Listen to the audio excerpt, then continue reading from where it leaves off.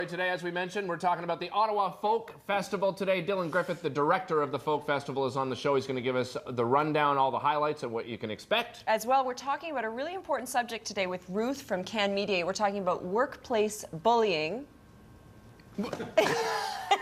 Did you ask her specifically for this topic?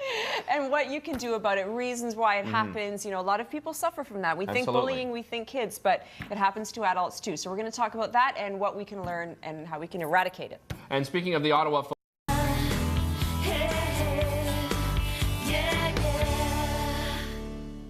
welcome back to the show. When we think of bullying, we often think of younger people, but it certainly can happen in the adult world, and it can certainly happen in the workplace, and that's why we're excited to talk about this important issue with Ruth Sirman from Can Mediate International. Ruth, welcome to the show. It's great to have you here. Hello. It's good to be back. Ruth, is there any difference between the schoolyard bully and the workplace bully? There is. There's a huge difference. The height of the players. That's it. Yeah, that's it, really? From my perspective, basically, if I'm working with a group of school kids and I ask those kids, what is it that kids get teased about? How long does it take a group of kids to come up with a list? 2.7 seconds. Yeah. Fill the flip chart sheet. Ask people in a workplace, what is it that people get teased, isolated, excluded, or where does the intolerance come from? Again, 2.7 seconds. And you can fill a flip chart sheet, put the two sheets side by side, and guess what you have?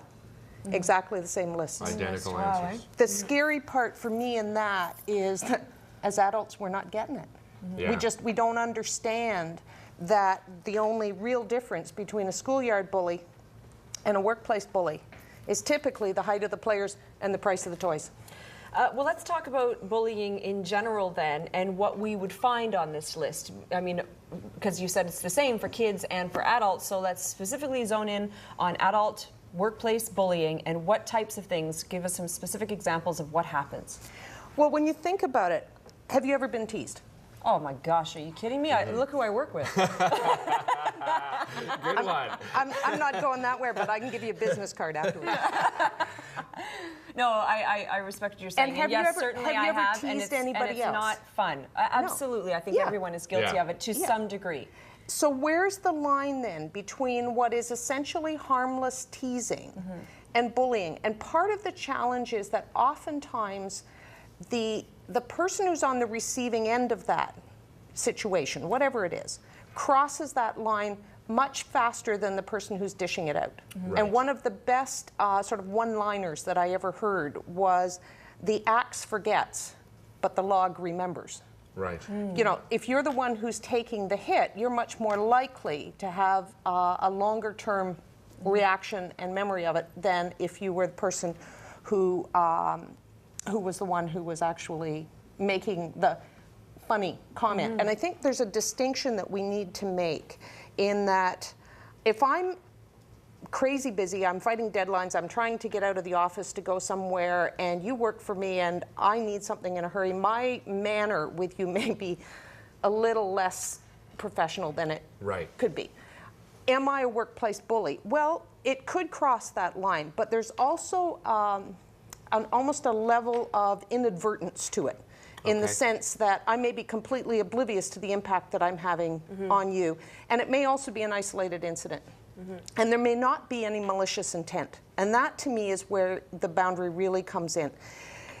The other type that we see, and as mediators, we do a lot of workplace conflict and a lot of work with groups. And bullying comes up a lot in the context of people saying, I hate working here.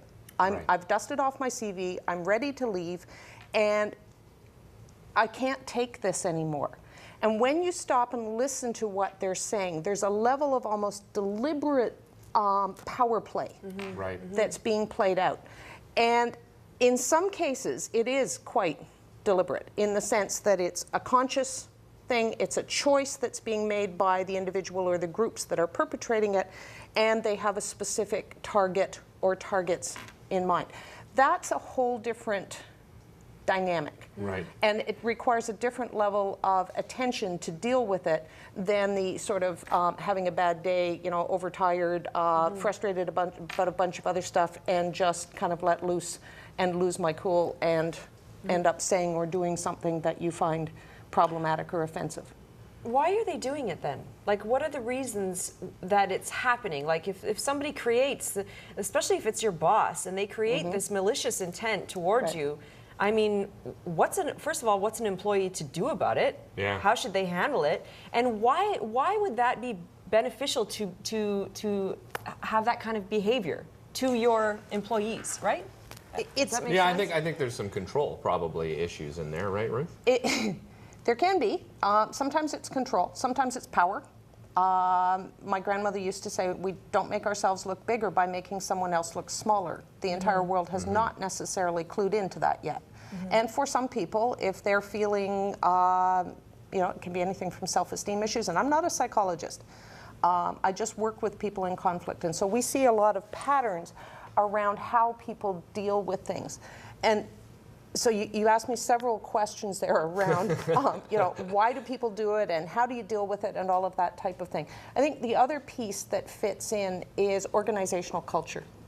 If you have an organizational culture, and there's a culture in every organization, there's an organizational culture just amongst the three of us here Certainly. in terms of what we talk about and how we deal with each other and all of that. And certainly there will be one even within the organization that you work for, the organization I work for. If you belong to a church, it has an organizational culture. If you have an extended family, it has a group culture as well. So every group of people who come together have that culture. And so the question that comes to my mind is, how does that organizational culture work? On a day-to-day operational basis, what does it support and what does it reward? Okay. That's one of the critical questions to ask. What does it reward? Does it reward collaboration and teamwork, which bullying doesn't have a part of? Or does it reward results? In which case, sometimes people will believe that the end justifies the means. Right. This is just business. I've had people say that to me. This is just business. I can say anything I want because I have to get that deadline met. I have to do whatever. And so in trying to meet the deadline or in trying to get the work done or whatever, we kind of lose the get along part of human interactions. And it's just not as high on the radar screen. Now the other thing is that this is also behavior that I've used over the course of my lifetime, and it always worked. Right. I was in grade 4. I saw you on the playground. I looked at you and said, give me your chocolate bar. Give me your chocolate bar. I probably No. would have given it to you. And I walk away going, what? I'm bad for that. Yeah, but I walk And away going, yeah, what have you learned? "Whew, Hey, that this worked." is easy. Yeah. Yeah. So next day I come back and say, give me your lunch. I want your lunch. And you And give being, it to me, I think and being a victim, Ruth, of bullying, probably even more difficult as an adult than it is as a child, because I think one of the big things that we always talk about is, what are we going to do about it? And I think there's a sense of pride there that you don't want to tell on the adult bully. Absolutely. So if you're a victim of bullying in the workplace, before you get to that point where you're pulling out your hair and starting to, do your CV, what do you do? Well, oftentimes bullying takes the form of sniper shots. And a sniper shot is just a zinger. So you'd be sitting in a meeting, and all of a sudden somebody says, well, if you really knew what you were doing, you would have had this done yesterday. Right? Right. Sniping and bullying exist in the dark. They thrive in the dark because people typically don't want to be caught doing it. So in those large meetings or large extended family dinners, you'll often hear those comments. My children would never do that. Right. It's another sniper shot. If you turn around at that point, and we often don't call people on their behavior, and there's lots of ways where you can respectfully call someone on their behavior. That quizzical look Right. just puts this person on the spot. Having a third person who just comes in as a witness, there's incredible power in the witness, that third person who may not say anything, but they're there to see what's going on. And so in that context, finding a way of noting out loud in some form or another that you aren't happy with this and that you're drawing a line in the sand that says, I don't like to be treated this way. Right. That's a good start, and there's lots of ways of doing it. And if anybody's experiencing this type of thing, we're happy to talk to them about some of the strategies that they can use. What's the best way to get a hold of you, Ruth? Website, Okay. www.canmediate.com. Telephone, 613-256-3852. I don't dial it very often. But you're more than welcome to people are more than welcome to call us, and we're happy to set. There's also on the website a called an organizational health audit. It's a free download on the on the homepage that people can check and test. Yeah, we've is had a your- look at that in previous Yeah. segments. Ruth, it's always a pleasure talking to you. Thank Yeah. you so much. Great really advice. Thank appreciate you. it. All right. Again, it is a serious issue, Yeah. and they always have great good to workshops talk as about well. It is good to talk about it. And Ruth said, first step is nip it in the bud right Yeah. away. That's the important thing. Don't get bullied. Listen, don't go away.